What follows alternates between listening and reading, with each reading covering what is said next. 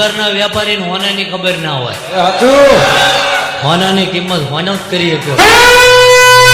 DJ Babu. ચાલા કાલ વસ્તુ હોય ને ભંગાર થઈ જાય, જૂની થાય, ભંગારિયાને અહીંયા હાલવા જાઓ એટલે અડધી કિંમત ઉપજે. પણ હોનું રહ્યું ને એના 1000 ટુકડા કરી નાખો ભાઈ, અને હોનીના અહીંયા જે રાજો મેલો અને 53 હાલતા હોય 53 જ ગણી હાલવા પડે ભાઈ.